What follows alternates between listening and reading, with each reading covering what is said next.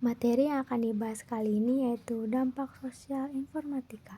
Apa itu dampak sosial informatika? Yaitu pengaruh yang ditimbulkan oleh perkembangan teknologi informasi dan komputer terhadap kehidupan sosial manusia, baik dalam segala individu, kelompok maupun masyarakat luas. Perkembangan informatika. Era digital merevolusi komunikasi dan pengolahan informasi.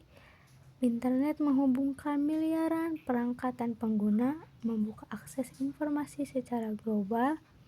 Big data dan AI, data besar dan kecerdasan buatan mempercepat pengambilan proses dan keputusan. Perkembangan dari tahun ke tahun sebelum Masehi, abad 17, Abacus 2400 sebelum Masehi digunakan di Mesir, Yunani, dan Tiongkok. Pascalin 1642, kalkulator roda gigi pertama, Leibniz 1694, mengembangkan kalkulator yang dapat menjumlahkan, mengurangi, mengalihkan, dan membagi. Awal komputasi modern, abad 19. Jacquard 1801, kartu berlubang menjadi cikal bakal pemrograman. Babbage 1822, mesin analitik adalah desain komputer pertama dengan unit kontrol dan memori. Hollerith 1890, mesin kartu hitung berlubang mempercepat sensus mengarah pada pembentukan IBM. Perang Dunia II dan komputer awal. Sama Perang Dunia Kedua, kebutuhan akan pemrosesan data yang cepat dan akurat mendorong pengembangan komputer awal. 1941, JUS, komputer elektromekanik pertama dunia yang dibuat oleh Konrad Zuse di Jerman. C3 dianggap sebagai komputer pertama yang sepenuhnya otomatis dan dapat diprogram. 1943, Colossus, komputer digital pertama yang digunakan untuk memecahkan sandi-sandi militer Jerman di Inggris. 1946, ENIAC, komputer elektronik serbaguna pertama yang dikembangkan di Amerika Serikat. Memiliki kemampuan komputasi luar biasa untuk zamannya dan membuka jalan bagi komputer modern. Keempat, ada generasi pertama komputer pada tahun 1940 sampai 1956 menggunakan tabung vakum, ukuran besar, panas, konsumsi listrik tinggi, pemrograman dengan bahasa mesin. Kelima, ada generasi kedua komputer pada tahun 1956 sampai 1963 menggunakan transistor, lebih kecil, hemat energi. Muncul bahasa pemrograman tinggi portable, digunakan di bisnis dan pemerintahan. Keenam, ada generasi ketiga komputer pada tahun 1964 sampai 1971 menggunakan IC, Integrated Circuit, mampu multitasking, kinerja meningkat, ukuran lebih kecil. Muncul profesi programmer dan analis sistem. Ketujuh, ada generasi keempat komputer pada tahun 1971 sampai sekarang. Pada tahun 1971 sampai sekarang, 4004 mikroprosesor pertama, CPU, memori, dan I/O dalam satu chip. Komputer pribadi mulai berkembang. Perangkat lunak seperti word processor dan spreadsheet populer. Kedelapan, ada generasi kelima komputer sekarang dan masa depan. Fokus pada AL dan jaringan komputer. Komputer dapat belajar sendiri, machine learning, koneksi global dengan internet dan LAN. Kesembilan, ada perkembangan terkini dan tantangan. Komputer makin kecil dan mobil. Threshold computing, big data, IoT. Tantangan, keamanan data, privasi, dan etika AL. Aspek ekonomi dan hukum produk informatika. Produk informatika memiliki dua aspek utama.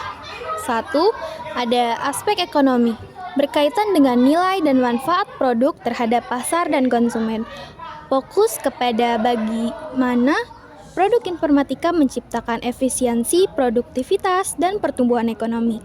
Contohnya, aplikasi transportasi online yang menghubungkan pengguna dengan layanan ojek atau taksi secara instan, meningkatkan efisiensi waktu dan biaya. Kedua, ada aspek hukum, menyangkut hak kepemilikan intelektual, lisensi pengguna, serta perlindungan data dan privasi pengguna. Contohnya ada software yang dilindungi hak cipta hanya boleh digunakan sesuai lisensi yang diberikan dan pelanggaran bisa dikenai sanksi. Aspek ekonomi produk informatika. Efisiensi dalam kehidupan sehari-hari, ada produk informatika seperti aplikasi belanja, transportasi, dan komunikasi mempermudah aktivitas pengguna. Ada juga perusahaan besar sebagai pelopor. Dulu ada IBM, Hitachi, Univach, fokus pada perangkat keras dan sistem komunikasi awal. Sekarang ada Microsoft, Apple, Google, MacBook, fokus pada software, layanan cloud, dan ekosistem digital. Nilai ekonomi produk informatika ada isi pengembangan, manfaat langsung bagi pengguna, komunikasi, chat, email, video call, WhatsApp, Zoom. Informasi atau akses berita, tutorial, dokumentasi, Google, Wikipedia. Langsung ada belanja online, transaksi digital di Tokopedia, Shopee, atau Gojek. Dampak makronya ada peningkatan produktivitas nasional, membuka lapangan kerja digital, mendukung pertumbuhan ekonomi berbasis digital, Startup dan inovasi teknologi. Yang pertama, startup seperti GoTo, Gojek, dan Tokopedia menunjukkan potensi besar. Yang kedua, teknologi yang menyelesaikan masalah seperti bernilai ekonomi tinggi. Dukungan, yaitu kreativitas, teknologi, dan kebutuhan pasar. Aspek hukum produk informatika. Produk informatika adalah hak milik individu atau kelompok. Perlindungan hukum diperlukan agar hak kepemilikan tidak dilanggar. Distribusi tidak dilakukan sembarangan. Pentingnya regulasi. Tidak semua software bisa dibagikan bebas.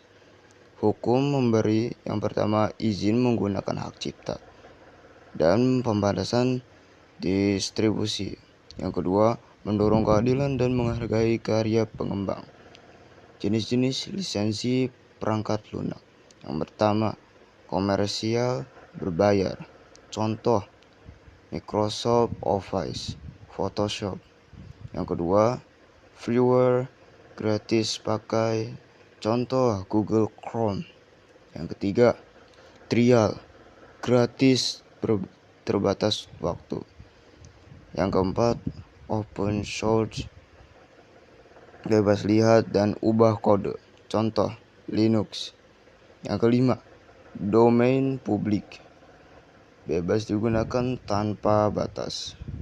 Kesimpulannya, produk informatika sama dengan kombinasi nilai ekonomi tambah perlindungan hukum, ialah inovasi mendorong hak dan kewajiban tetap seimbang.